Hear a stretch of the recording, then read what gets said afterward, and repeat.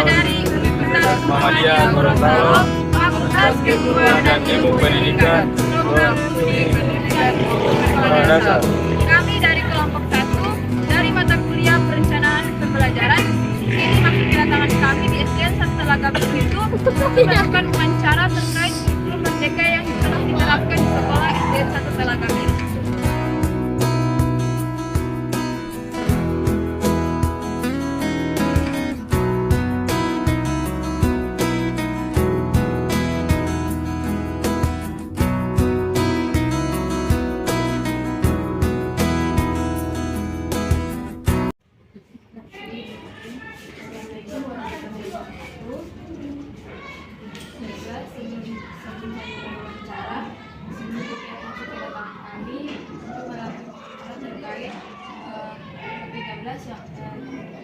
Kita yang ada di sekolah SDN Telaga Biru.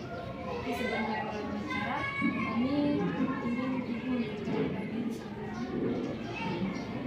Terima kasih. Assalamualaikum warahmatullahi wabarakatuh. Nama saya Yang Tipu Bubu. Saya Kepala Sekolah SDN 1 Telaga Biru. Bagaimana tanggapan ibu tentang perubahan K13 dengan kurikulum merdeka? Kalau masalah tanggapan jelas tanggapan kami positif karena kami adalah salah satu sekolah penggerak yang sudah melaksanakan kurikulum merdeka. Jadi kalau menanyakan tanggapan kami positif. Kalau di sini sudah diterapkan kurikulum merdeka, sejak kapan kurikulum diterapkan di sekolah SDN 1 Telaga Biru? Sejak ditetapkannya SDN 1 Telaga Biru sebagai sekolah penggerak per Juli 2022. Jadi sejak tahun pelajaran 2022-2023 semester ganjil itu kami sudah menerapkan kurikulum merdeka, tapi baru kelas 1 dan kelas 4. Itu yang kelas 1. Terkait kurikulum merdeka, berarti di sekolah sini sudah berjalan dengan baik atau bagaimana? Kan kalau segala sesuatu itu kalau di awal itu dia memang pasti banyak hambatan, jelas itu. Jadi kalau berjalan dengan baik, alhamdulillah berjalan dengan baik. Tapi memang sebelumnya kami terutama guru-guru wali kelas 1 dan kelas 4 yang mengalami perubahan kurikulum itu ada beberapa sedikit kendala yang mereka hadapi ketika menyusun perangkat pembelajaran kurikulum ini. Di sini saya akan mewawancarai Ibu tentang kurikulum Merdeka Belajar. Yang pertama yaitu bagaimana antusiasme dan hasil belajar siswa dengan menggunakan kurikulum Merdeka ini. Seperti yang saya sudah jelaskan di awal, ini adalah program baru untuk kami khususnya SDN 1 Telaga Biru. Jadi memang kalau berbicara tentang antusias, kalau hal-hal yang baru itu pasti antusias dari anak-anak ataupun dari orang tua ataupun dari guru-guru itu pastinya sangat tinggi ya.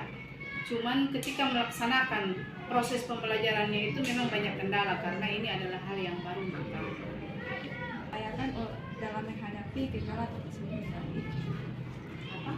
Solusi apa yang? Oh, solusi. Jadi ada beberapa solusi yang saya laksanakan ketika pertama kali melaksanakan program untuk kurikulum merdeka itu. Yang kami laksanakan di awal itu adalah sosialisasi terhadap kurikulum merdeka kepada orang tua, terutama orang tua murid komite yang ada di SDN 1 Telaga Biru. Itu yang pertama kami laksanakan sosialisasi ya. Sosialisasi itu kami menyampaikan seperti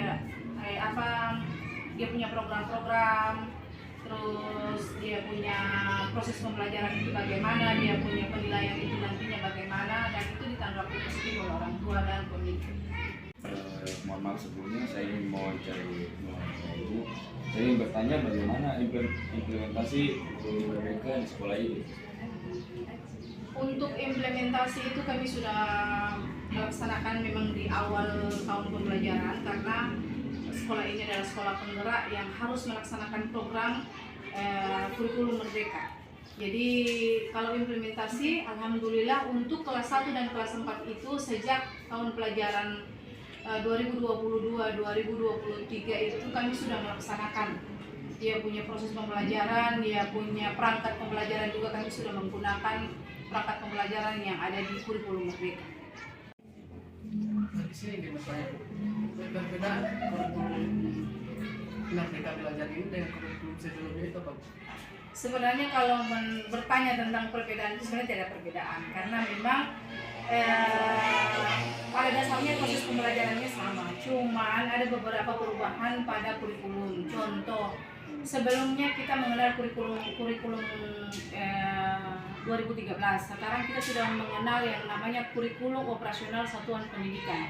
Itu ya, jadi tidak ada kurikulum Merdeka, namanya kurikulum operasional satuan pendidikan, itu dokumennya. Jadi apa perbedaannya? Kalau perbedaannya itu, kalau di kurikulum K13 kita masih menggunakan yang namanya SKKD. Kalau di kurikulum Merdeka, di KOSP itu kita sudah menggunakan yang namanya CP, capaian pembelajaran, yang dijabarkan menjadi alur tujuan pembelajaran dan tujuan pembelajaran. Dan itu kita sudah mengenal yang namanya fase-fase, ada fase A, B, dan C. Kalau di kurikulum 2013 kita masih mengenal kelas 1, 2, 3, 4, 5, 6. Kalau di kurikulum Merdeka itu sudah yang namanya fase. Jadi fase A itu di kelas 1, 2, fase B kelas 3, 4, fase C kelas 5, 6. Itu saja perbedaan yang maksudnya kalau kita melihat, kalau proses pembelajarannya masih tetap sama.